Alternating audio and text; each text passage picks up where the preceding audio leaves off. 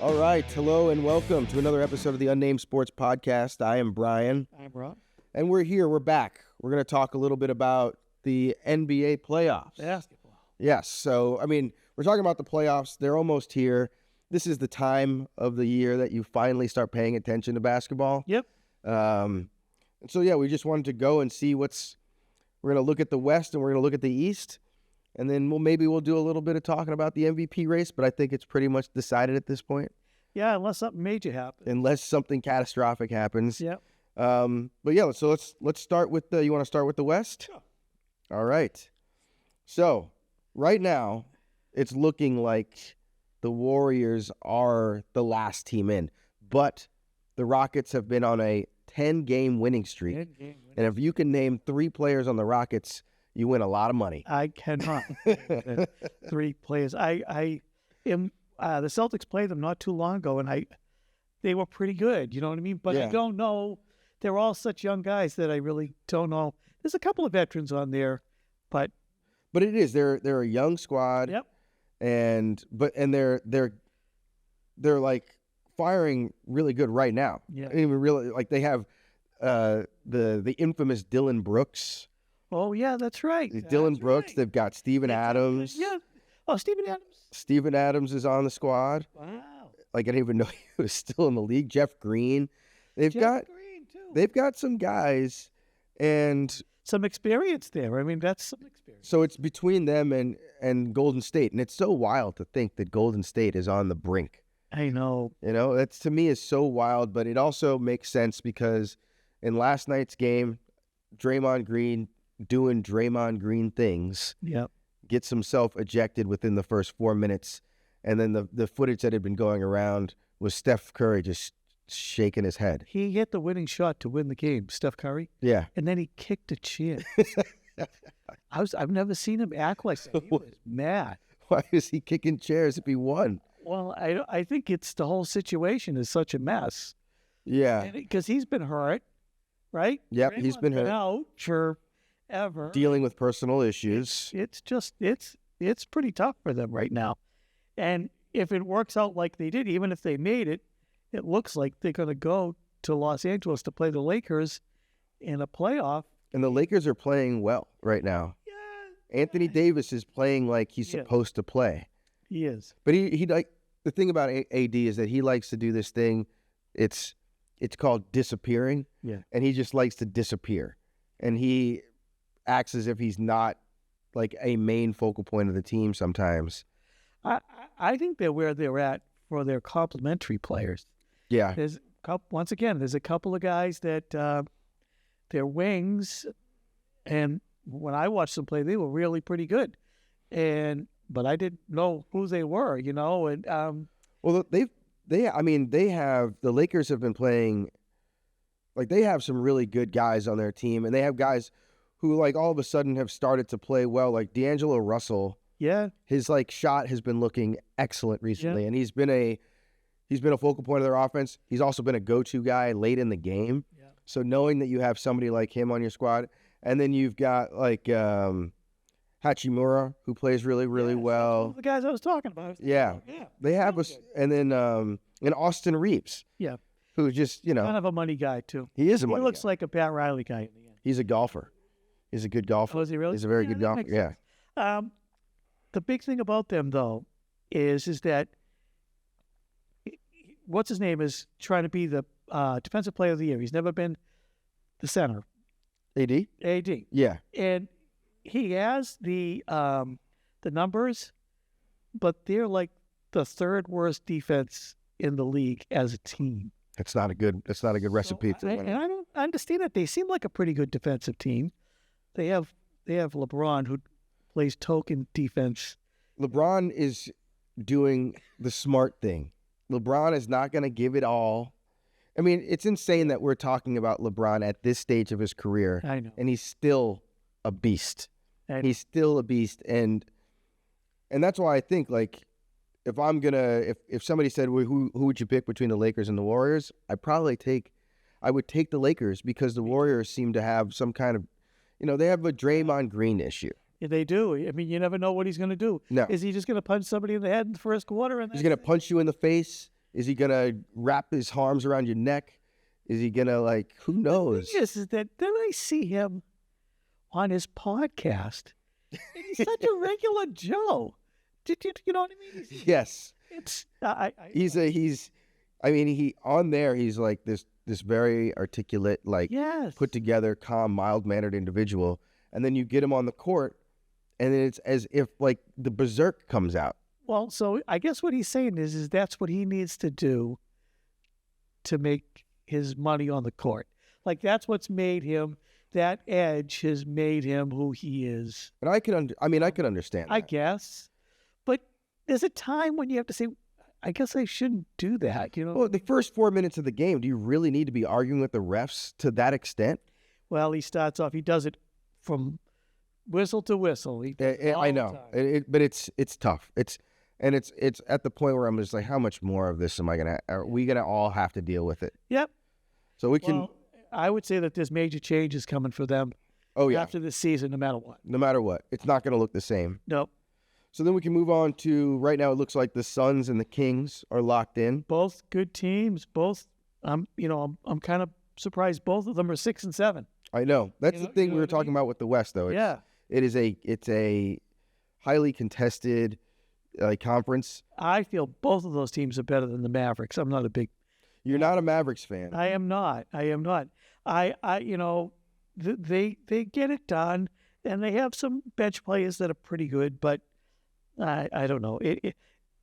It's up to them to hit shots at the buzzer to win every game. Yeah, and like that couple of weeks ago, the Kyrie left-handed floating shot over Jokic was incredible. Incredible. And I will say this: of all the players who I've watched my whole life watching basketball, I don't know if I've ever seen anybody as skilled as Kyrie. I agree.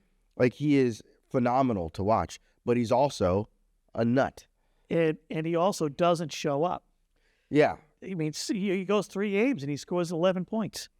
You know what I mean? Nothing. You have nothing from him. And then all of a sudden, and he's second in the pecking order on the team. Well, I think that's honestly a good place for him. Yeah. I mean, that's where he was when he was with LeBron. Kid.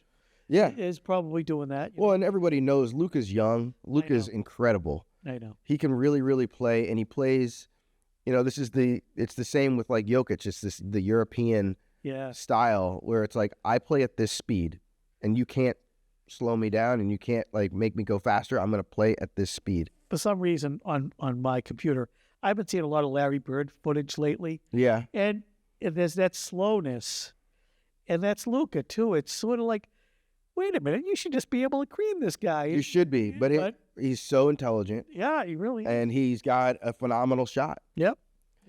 All right, so let's move on to... So then we're going up in the division there. So you have the Mavs, but then you have the Thunder and the Pelicans. And I think that the Thunder should be able to... I mean, SGA has been playing out of his mind. He is a top 4 in the MVP race. Yeah. I watched some highlights of him because, you don't always have a chance to just go and watch their games. But everyone is talking about his ability to, like, his speed and his finishing, and he's got a great shot. I mean, it's incredible what he's doing because his team is so young. But they have a couple of other guys. They have, I can't think of the guy's name. He's a defensive, tough guy. He's only in his second year. That's what's scary about them is that they're so young. That giddy kid, he can pass the ball and can shoot. They're really something. I've heard that their Achilles heel is they really don't have somebody to match up against big centers. Okay. Like Jokic. You know what I mean? Yeah. And that's tough because in the playoffs it really does come down to your rebounding. Yeah. Like that's huge in the playoffs, and that's what makes a team like Denver really good because they are long. Yeah. They have Jokic, who's their big man who plays like a point guard sometimes, but they're long in every position. Yeah, they can rebound from every position. They even on their bench, they're deep. I think the big thing with them is health. Yes. They look like they're a little bit hurt now too. What about the Clippers? So the Clippers, they're an interesting team. They got 3 guys. They got a big 3. They really got a big four. They got a big four. They played the game that they played last night kind of ended in controversy against the 76ers. Yeah. But it's like, Kawhi was so quiet during the majority of that game, and at the end of the game, he came through and was like making these like and ones. He had two in a row. Yeah. And Paul George hit about 4 or 5 threes to keep him in it. And that to me is why it's kind of they're a scary team. Yeah. But I also feel like something will implode. I like if you said which of these teams has a chance of beating the Nuggets, I don't really think the Clippers are the team. And I don't know what he scored, but they were all saying Harden going back to Philadelphia. Yeah. It's like he wasn't even there. It was like, and he's another disappearing act. There's a lot of these guys, they don't give it in every night. And I think that's, what separates them from like greatness. Yeah. But they're a team that's tough. The Pelicans have been playing really well. And that'll be an interesting matchup because Zion. I guess I really don't. I mean, I know who's on that team, but I guess they've been playing better than I thought they were. They've been playing well, and it's been kind of out of nowhere. And Zion has been playing really, really well. And he's been playing. And he hasn't been dealing with the off-court drama about baby mamas and all this other stuff. Yeah. Which can certainly, but, I don't even think Brandon Ingram was playing the other night. Yeah, well, I don't know if he's back, but for a while he was out. Yeah. I knew that. It's crazy sometimes how these, like, big names will go out and then a team will rise. Yeah, that's kind of the way it is. Well, they have to play differently. Look at Philadelphia to change. Here's what Maxi's playing, and it's Maxi's show now. Now, speaking about that game last night, did you see when he fell going into the backcourt, Maxi? No, I didn't see that play. No. It was just throwing the ball in bounds, and he went and he tripped over his own feet. Oh, the one. And the guy got a jam to put the Clippers back in the game. Oh. He literally fell over his own feet. Well, there was another play that at the end of the game that probably could have been called a no foul. Yeah. And they reviewed it, and they called it a foul, but clearly he just fell down. I know. He lost his footing and fell down.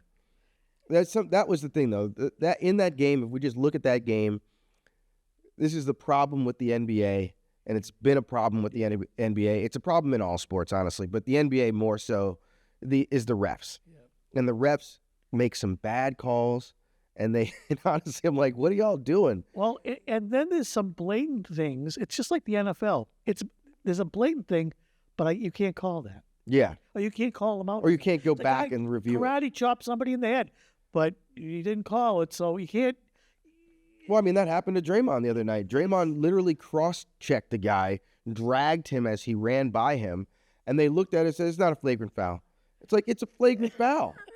He tried to rip the guy. Looked like he was being like strung up. And that game for the Philadelphia Clippers game was a great game. And then the last 2 minutes took 25 minutes. Yeah. With timeouts and that. And then by the end it was like blow the whistle. Well, everybody's mad. It was just. That's like when I was watching the end of the game. Anytime at the end of the game, if like my wife is around and she's like, "How much time is left?" I'm like, "Oh, there's only like 8 seconds." And then like 30 minutes later. She's like, what is going on? How is this game still going? And at the end of the game, you can tell because there was a group of men that were holding Nick Nurse from attacking the referees. Poor Nick Nurse. He was so worked up. He was worked up from like 2 plays before that. And it was all for nothing. So we could, before we move on to the East, we can quickly talk about the Timberwolves. Yeah. And the Timberwolves have been playing really well. Yes. Anthony Edwards is incredible to watch. They got a really good start in 5. And what's his name? The big guy. Yeah. I don't know. Is he going to get Defensive Player of the Year? Yes, he is. Is he? I don't know. Well, he leads the league in blocks. Okay, that'll do it. But I think it's funny because when people look at the Timberwolves, even though they're number 2, I mean, they're barely number 2. Like they could easily be switching with the Thunder right now. Yeah. They have the same exact Thunder were number 1 a couple of weeks ago. Yeah. But I mean, honestly, like the Nuggets, the Thunder, and the Timberwolves, they are a game apart. I know. So this can all switch around really quickly. And and it's gonna work out for whoever gets the best road out of all this. Yeah. You know what I mean? Who's going to play somebody they can beat? Because it's a matchup issue. You have to say that in the West, if it's the Lakers that are playing the Timberwolves or the Kings are playing the Clippers, those are all going to be tough series. Yeah. They should all go at least 6 or 7. You know what I mean? And this is the thing about the East or the West, it's that these teams are all so close. Yeah. They really, really are. And the Nuggets, yes, they're number one. Yes, they have the leading MVP candidate. But all these teams are so close. From the 1 seed down to, I mean, honestly, down to like the 7th seed to the 9th seed. Like, I could see the Lakers going in. And I guess the team that I see that is the worst there are the Warriors. Yeah. Right, really. They're 4 games over 500. Other than that, like I said, I'm not a big Mavericks fan, but they could come alive. Do you know what I mean? It's all extremely possible. Yeah. All right, so we should move on to the East. So let's start off with the Hawks and the Bulls. And it's so funny because I had no idea of that. Neither one of those teams is above 500. I know. The Hawks are 33 and 39, and they just came back from 30 against the Celtics. Without 3 of their starting 5. Yes. And I mean, honestly, that's a big deal. And that's why, but it's always funny because people will freak out when the Celtics lose. Well, they've done it. They do it all the time. Yeah. You go back, 3 weeks, and you're like, wow, they're killing everybody. And then there's a team they should, the Pistons, here we come. And then all of a sudden, it's not that they play terrible the whole game. Like, they're just cleaning the floor with them. And all of a sudden, they turn it off. They turn it off. They do that a lot. And then they pretend like they forgot how to play basketball. And, I like how Joe Mazzulla is doing things, but that's his job, is to shut that down and figure out how to turn it back on. Well, that's why we use timeouts. And Joe Mazzulla doesn't like to use timeouts. But it's so funny. I was watching ESPN, and like some of the guys on there, they were like, "Oh, they were literally freaking out." I'm like, "Have you looked at, like, this is the first game that they've lost in like 11 games. 11 games. Like, you can't lose control. Yeah. You gotta. Well, and Derek White and Drew Holiday did. Yeah, and they're not even in the game. So you freak. But I mean, those kind of coaching mistakes can come to haunt you in the playoffs. In the playoffs, that's what you're worried about. But in terms of the Bulls versus the Hawks, I have no idea. Well, I don't even know who's playing. It's just yeah. But that would be, if it shakes out like it is that one of those teams, maybe. One of those teams is going to get swept by. They will get swept. Maybe they'll give up a game. But I honestly see the Celtics kind of just like. That's the thing with the Celtics is it good for them to have an easy road, or is it good for them to stay engaged, right, and play against really? That's what's going to end up happening if they skate all the way through to the finals, and they get to the Bucks and they play 6 games maybe or something like that. Yeah, and then you have this battle-tested Nuggets team that's just gone through the gauntlet. Yeah, they're on a different level then. They are, because that's the thing. The East is so like. I know. As much as I love my Knicks. Yeah, they're good. They're good, but series. The Pacers are a tough team. You know what I mean? And Orlando's better than I thought. And I even like the Cavaliers too. But it's not the same as.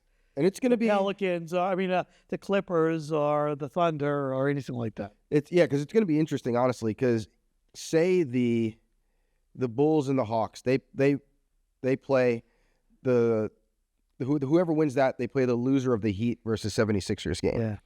Yeah. So that's going to be tough for the Celtics because they might have a matchup in the first round that could be really tough. If Joel Embiid comes back, is playing for the 76ers, or it's the Heat, like if either the Heat or the 76ers, that's a problem, a potential problem for the Celtics. Yeah. But it also might be a good thing for the Celtics. Yeah.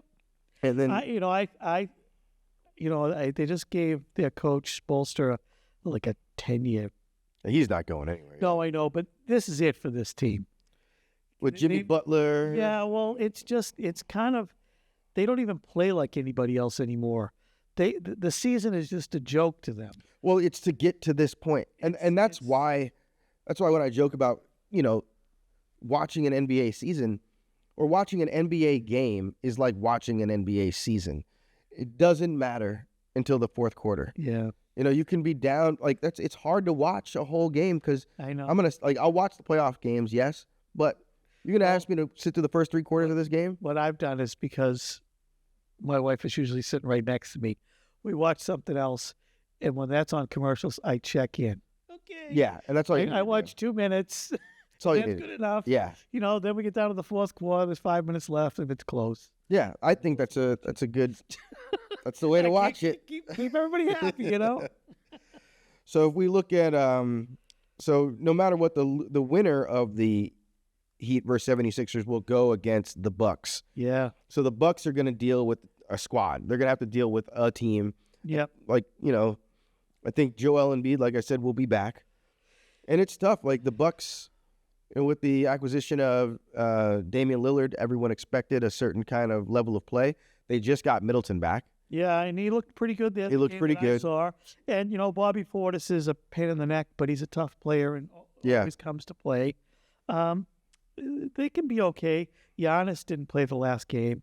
I don't know. They're to me, that is the biggest threat to the Celtics. Obviously, they're number 2.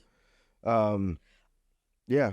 In my opinion, they're here, but right below them are the Knicks and the Cavaliers. I like the Cavaliers. I don't know if they're still hurt, if there's people that are hurt, because what's his name? The guy from Utah was out for a while. They're both pretty good, but I guess you're right. The Bucks are the team that's going to get out of there and get to the Celtics. That if I was a Celtic fan, that would be the team that I would fear the most. Yeah.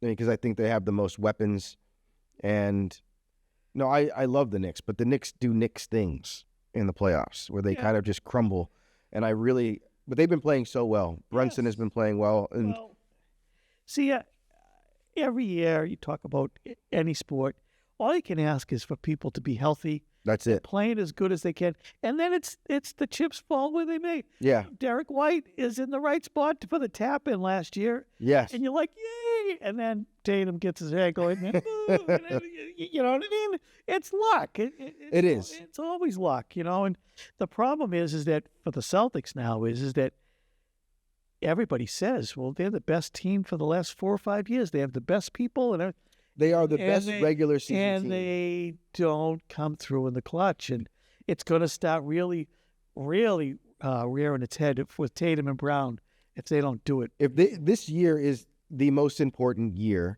for this duo. Yeah, and it's hard because there's something about a team that just really does well in the regular season. Like you want to believe in them. Yeah, but then if they start to collapse every time they get to the playoffs, in the biggest moments, and they disappear and they play one-on-one basketball. Because now there's pressure on you to do that. And everybody, because another thing is like in the NBA, like we were saying, in the NBA regular season, not everybody's paying attention. No. But in the playoffs, that's like when the real season starts. Well, as an example, the Thunder, whatever they do is going to be great. Yeah. The Nuggets already won. Yeah. So they're on. They're free of they're free of any kind of the Celtics. I would say I would also put the Bucks in that category too, because they're getting to the end of their Giannis road, and they got Lillard, and now they've had to get Doc Rivers because they can't waste Lillard.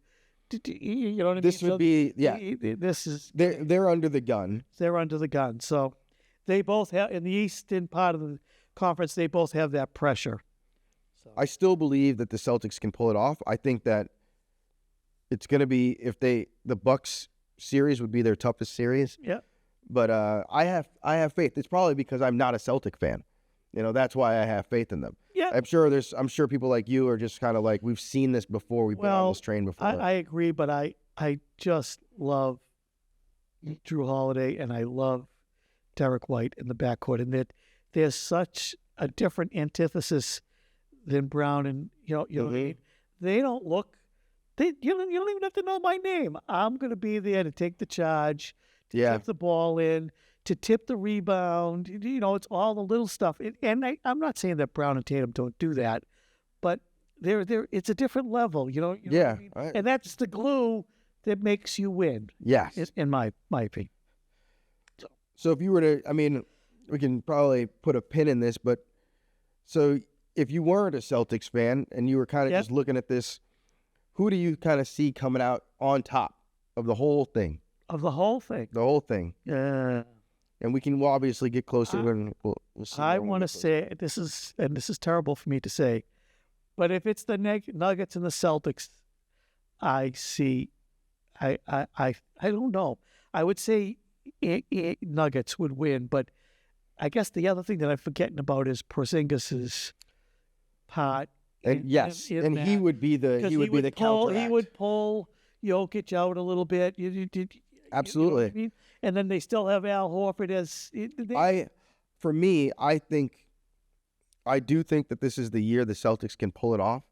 I think because of Porzingis. Yeah. And I love Al Horford. He has like his funky looking shot, but when he's in the corner, he usually hits that thing. It's what's so different about the league now is that there are so many 3-point shooters, and that's kind of it's fun and it's not fun at the same time. Yep. But I think this is the year. I think that this is the year that the Celtics will pull it out. And more than Tatum and Brown, I want Al Horford to win.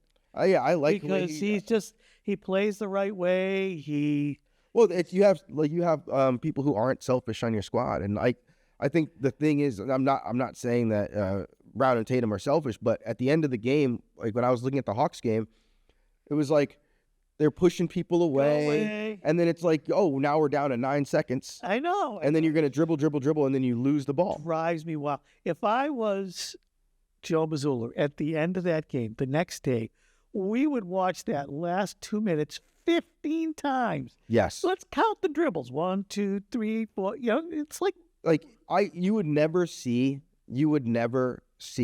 that on the Nuggets. You'd have a 2-man game between Murray and Jokic. Yeah. And then everything would come from that. You have a 2-man game if you do it with Tatum and Brown. Or your 2-man game with Brown and Porzingis. It's going to get a shot off from the free throw line. It's easy. That's and I think that the MVP crap with Tatum is bad for him. Yeah. Because he's trying to live up to that, and you can't do that. It just happens if it works out. I mean, that's why you have to have the Jokic mentality where it's like, I don't care. It works out. That's it. And most of the time he does that. Mm-hmm. But those games where they're behind at the end, that's when I'm jumping up and down going, I can't watch this. Yeah. And I know that that's going to be, I don't want that to weigh on Tatum. He's so young. He's so talented. Yeah. He just got to play. So what do you think? What's your opinion? I think the Celtics. Really? I do. I think they have the team. They have the squad that can beat the Nuggets. Yep. I think it would be like a 7-game series, though. I think that the reason why the Nuggets are so tough is because Jokic is unguardable. Unguardable. And it's like, oh, he doesn't have 30 today, but he has 15 assists. Yeah. And 20 rebounds. Or he throws this behind the back 3-pointer from 40 feet. What he did last year to the Lakers was one of the most incredible things, where he's just making shots, and then they ask him, after he won, they're like, how do you feel? He's like, I'm just glad it's over. I'm glad. And they're like, oh, you got to go to the parade. He goes, oh, God, I got to go to the parade? Oh, man. Like that kind of mentality. It's great to see he lies down in a chaise lounge, and he's just like, he just wants to be with his horses. Because they were saying, after he's done with his career, he will completely fade away and just. Yeah. It's funny. I was watching Giannis wants to do the same thing. He's like, he loves being in other countries, because in other countries, nobody knows who he is. So I think he was in another country, and he was walking down the street, and he's yelling, nobody knows me. No one. And he loves it. Oh. Yeah. And it's difficult here. I mean. Yeah. But it's so quick question though. So do you think the Thunder or the Clippers or the Timberwolves could get past the Nuggets? I think of all of those teams, to get past them, maybe I think the Thunder are too young. And in the NBA, it tends to be like if you're young, you haven't gone through it. Like the Bulls had to go through. You're not going to get any calls. You're not going to get any calls. So I do not think that they can. The Clippers can be tough, but I also think that their main guys they're older. Yeah. And the thing that's tough about the Nuggets is that they have a full squad that can match up with everybody, and they're long, and they can. One guy can guard another guard. Kawhi and Paul George. Yeah, and because and that's another thing with the Clippers, that Harden is going to disappear. Yeah. That is just. And Westbrook is going to throw up bricks. Yeah, and he's just going to run like a missile down the court, and I just don't see. My lack in trust in Harden is probably one of the main reasons why I don't think that they're going to get there. Yeah. He has done it every year that he's been in the playoffs. He disappears because the moment is too big. I don't think, and I also think that the Nuggets, after watching them last year, Jamal Murray's going to turn it on. Yep. He'll have some big games, and Jokic will just be calm. But I think the Thunder are too young, and Timberwolves are interesting. But I also think that I don't know I just think the Nuggets are just that good. And the Suns are definitely no way. The Suns are good.